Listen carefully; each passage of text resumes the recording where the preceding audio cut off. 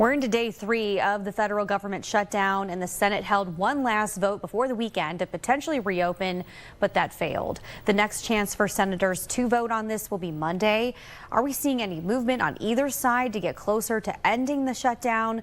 Republican U.S. Senator Bernie Moreno from Ohio joins us now. Senator, did any votes change in either direction that indicate that we could see some progress reaching the end of the shutdown?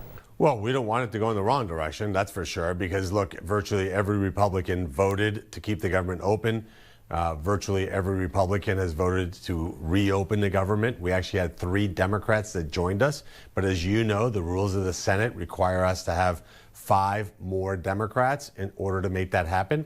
So we'll see what happens. We'll continue to take these votes every single day, and I'm hoping that at least 5 of my Democrat colleagues get back to their senses and reopen this government. It's not the right way to run any organization. It's certainly not the right way to run the greatest country in the history of the world.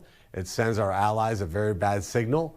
And I hope that over the weekend, when the Democrats go back and talk to regular folks, not the people here in D.C., that they'll come to their senses and reopen this government. Democrats say that they are fighting for access to health care and lower premiums as many rely on those tax credits to afford it. Are you open to extending the health care tax credits? Well, let's make sure your viewers understand the context of your question. So I would agree that they're fighting for access to health care for illegals, for foreign nationals, for fake asylum seekers. I'd ask your viewers to consider how much taxpayer money should be used to provide health care to people who are non-citizens. I think most people would say virtually none. It certainly doesn't work the other way around for Americans when we go overseas because it's absurd. So look, we got rid of those loopholes that states like California and New York were implementing. So we're not going to reverse that. We're not going to pay for foreign nationals, illegals, and fake asylum seekers to have health care. That's just crazy. We're also not interested in perpetuating fraud in our healthcare system. What the Democrats did in 2021 is they had a temporary, let me just emphasize that word, temporary 1-year plan where the Obamacare subsidies would produce $0 premium plans. So you didn't have to pay for it at all. They said 1 year. Then in 2022, they decided to extend it for 3 years.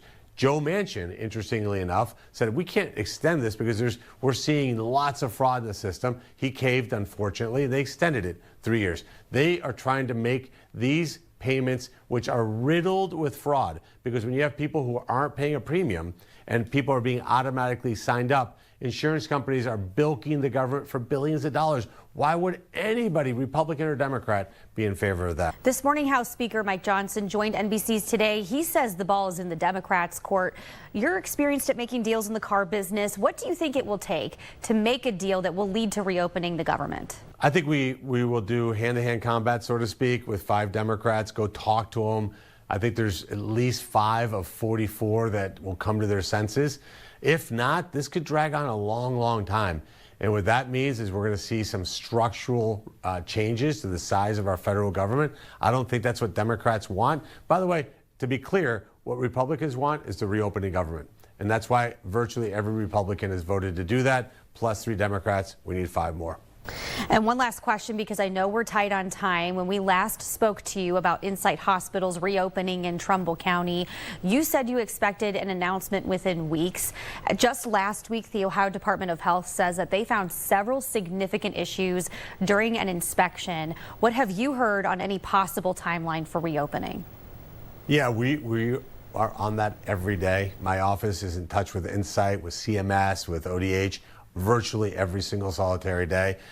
These are maintenance items that need to be fixed, so they're getting the contractors in there. I talk to their CEO regularly. I'm hoping that we don't go another month without those hospitals being open. All right, Senator, thank you for taking our questions and taking the time. Thank you.